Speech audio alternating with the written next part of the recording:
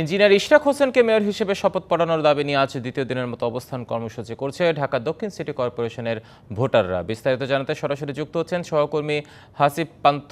হাসিব, আজকের গণঅবস্থান কর্মসূচিতে কারা অংশ নিয়েছেন, কি বলছেন তারা?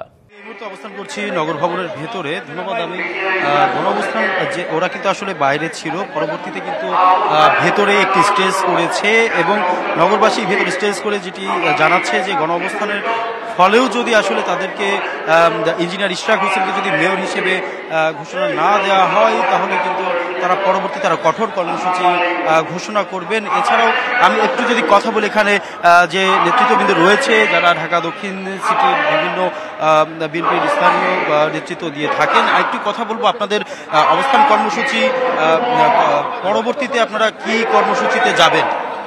আমরা বলতে চাই যে এটা একটা সমাধান ইস্যু।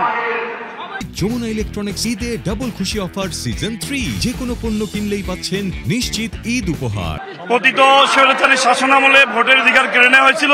আমরা আদালতে রায়ের জন্য অপেক্ষা করছিলাম, আদালত সুষ্ঠু রায় দিয়েছে।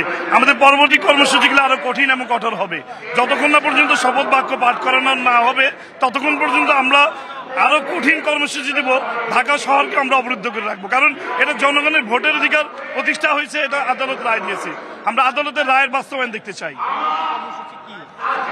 পরবর্তী কর্মসূচিতে আসলে আমরা যাইতে চাই না। আমরা বিশ্বাস করি যে বর্তমান সরকারে তাদের শুভবুদ্ধি উদয় হবে, তারা অবিলম্বে মেয়র সাহেবের শপথ নেওয়ার ব্যবস্থা করবেন। আর যদি না করেন ঢাকাবাসী ঘরে বসে থাকবে না। তার এই শপথ ব্যবস্থা করার জন্য যা করা দরকার আমরা ঢাকাবাসী তাই করব। কথা বলছিলাম আসলে যারা বিএনপির স্থানীয় নেতৃত্ববৃন্দে আছে তাদের সাথে, তারা বলছিলেন এমনকি যে আসলে কঠোর কর্মসূচি তারা দিবেন যদি ইঞ্জিনিয়ার ইশরাক হোসেনকে মেয়র হিসেবে শপথ না পাঠ করানো হয়। এবং সর্বশেষ নগর ভবনের অভ্যন্তরীণ যে আসলে নিচতলায় যে বারান্দাটি রয়েছে সেই জায়গা থেকে সর্বশেষ তথ্য জানাচ্ছিলাম। হাসিব, আপনাকে ধন্যবাদ যুক্ত হওয়ার জন্য।